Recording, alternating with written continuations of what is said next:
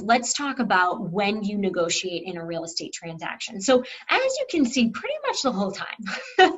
So first off, it's the offer. This is the big one. This is how we are going to set ourselves up for success. So I'm going to have a whole slide dedicated to that. So we'll go over that in a second. The inspection.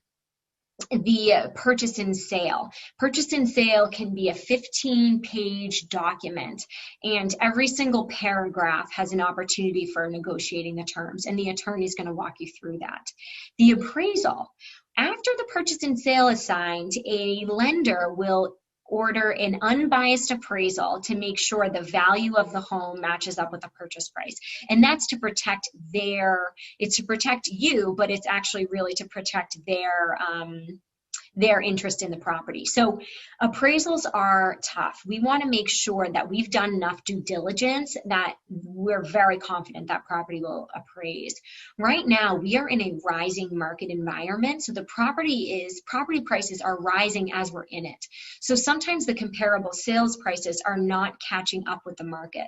So another reason why we need to be very careful with the appraisal and make sure that we're negotiating if there is a discrepancy there. This can be challenging because the seller has already spent that money. You put 20 grand over asking, he is looking at boats online. He has spent that money in his mind. So we have to be very careful about negotiating this effectively so that you're not overpaying for a property. So that's a big one. Your mortgage contingency. Now this is just simply moving the date, but it is a trigger point for both buyers and sellers. Buyers because it's protecting your deposit, and sellers because they want to know you're going to close. You know, they have a lot on the line. They want to know you have to close. So we have to negotiate this in a way where the seller is not losing confidence in us, but that they also understand the severity that it needs to be extended. So that's another big one. Title. You never want a title issue, always buy title insurance, but we live in a wonderful state that has so much history to it, and a lot of properties are old and have changed hands many times, and some very interesting things come up in title. I'll tell you what I experienced this year, which I can't imagine I'll ever experience again in my lifetime. I have clients who are selling in JP and they're buying in Duxbury. For those of you who are upsizing, this was a simultaneous close. So it is possible. There's some prep work we need to do, but it's very much possible, and this is what my clients were doing. And everything's going super well on their purchase. We get the title back, and there's an easement. Now, an easement means that someone has access to use your property. This particular easement allowed this man, this one individual who lived in Brockton, and this property was in Duxbury.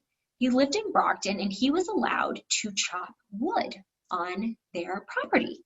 So this man takes wood from Brockton and brings it to the back of their property. It was behind their fence, but it was still their property, and he chops the wood there. He's not chopping the trees in their property. He's just bringing the wood and chopping it in Duxbury. And I thought to myself, wow, that seems super inconvenient for this guy. You know, is this just the best place to chop wood or something? I mean, I have no idea, but obviously my clients were not happy. This was not disclosed to us. The sellers were unsympathetic. They felt that it wasn't a big deal. And so we had to negotiate this. And where do you even begin? There's no way to put a dollar amount onto what this is. Now, we knew that the easement would end with this man's parents. So we knew there was an end to it, and that helped. So we were able to negotiate $10,000 off the purchase price a few days before closing. And the buyers were happy with that, and they're very happy in their home. They've met this wood chopper, and they don't have a fireplace, but he did offer them some wood, and they said, you know, it's all good. So that's a crazy one, and I wouldn't be surprised if I have some more stories later on in my career. And then the final walkthrough. So at the final walkthrough exists to make sure that nothing has changed since you've entered into contract in between the property. So there are times where we have to negotiate hours before the closing because something came up in the final walkthrough.